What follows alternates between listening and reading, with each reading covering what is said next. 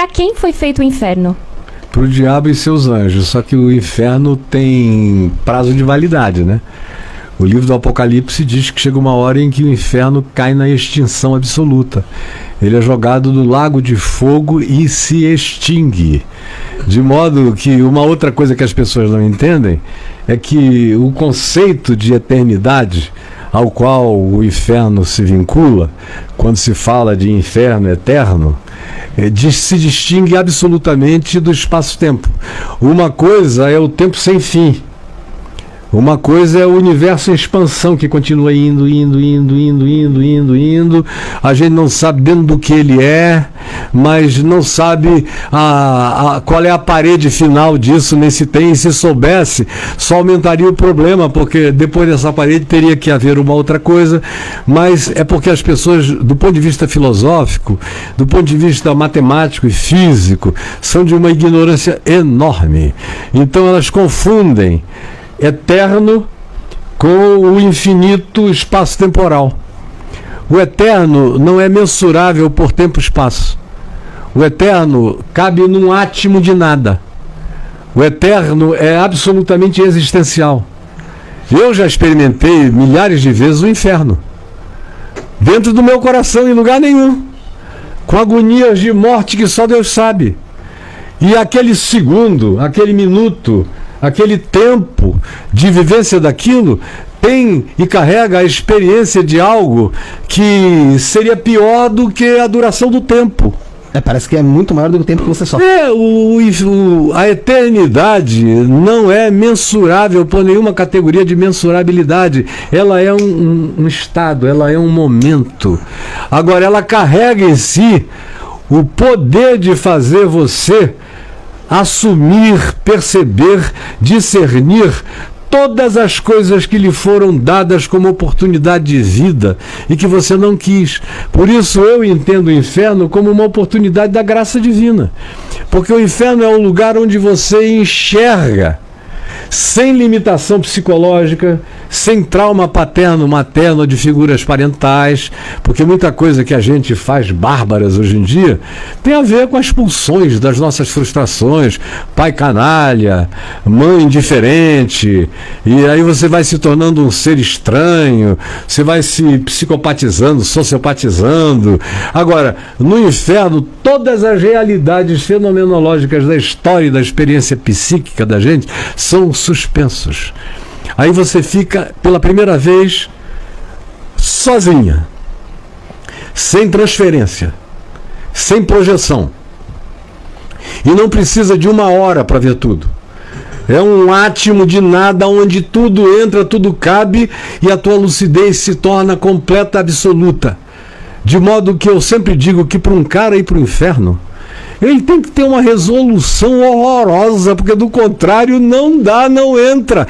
Porque o inferno é uma revelação de quem eu fui, de quem eu me tornei e do que eu não preciso continuar a ser.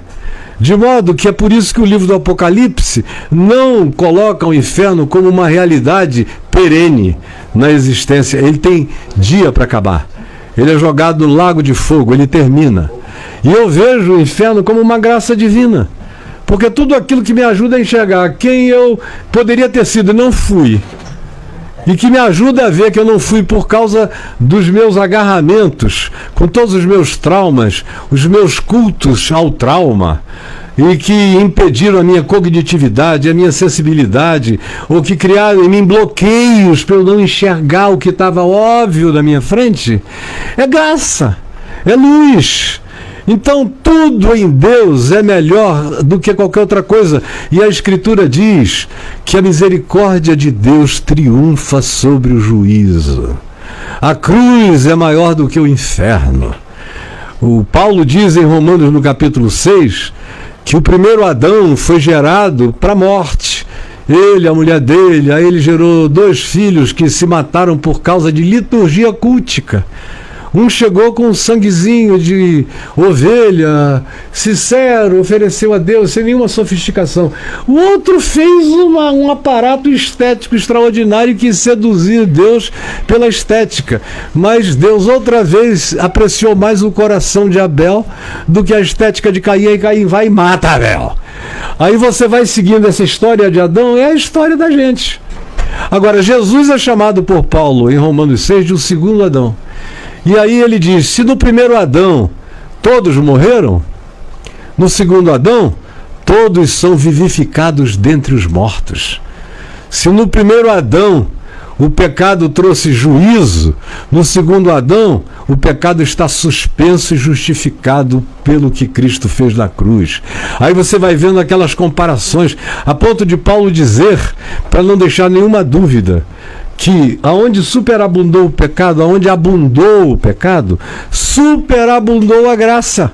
Então, se aquilo que aconteceu com Adão fosse algo que tivesse uma prevalência no mundo maior do que a cruz de Cristo, do que o perdão de Jesus, do que o amor dele, do que a graça de Deus, do que a ressurreição validadora da justificação minha, sua e de todos nós, então não teria havido vitória nenhuma de Jesus. Teria havido apenas um band-aid em leucemia. Teria havido apenas um remédio de maneira totalmente tópica, sem nenhuma capacidade de ser de fato a vitória do amor de Deus contra toda burrice, ignorância, juízo, tentação, ou doença mental, ou qualquer outra coisa que os humanos, por uma razão ou por outra, possam experimentar.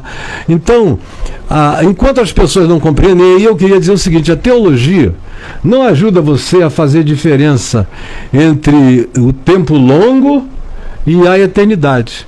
Você aprende muito mais a diferença entre a temporalidade, a espaço-temporalidade, que o que está aqui na linha do tempo desse universo, que a gente manda cápsulas e são anos e anos e anos e anos-luz, onde a luz é a velocidade maior que a gente tem para viajar, e comparado com o tamanho do universo, ela chega a ser de uma lentidão absurda, porque a gente está fazendo poesia para estrelas que já morreram há bilhões de anos, já não estão mais lá, e a gente está dizendo, meu amor, essa estrela é tua, não sei o que e tal. Até as nossas astrologias são baseadas em mapas frequentemente fundados em corpos celestes que já implodiram, que já tiveram supernova, que já desapareceram, que já viraram um buraco negro, mas nós não sabemos ainda, a gente só está vendo a luz que ainda está chegando numa lentidão enorme aqui para nós.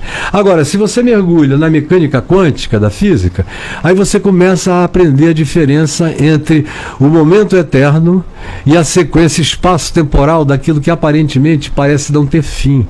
O que aparenta não ter fim é finito. O eterno é que é definido por qualificações. A do inferno, graças a Deus, pela misericórdia de Deus, é uma qualificação que nos traz a experiência da consciência. Agora, Jesus te diz, aquele que crê em mim jamais morrerá, viverá eternamente.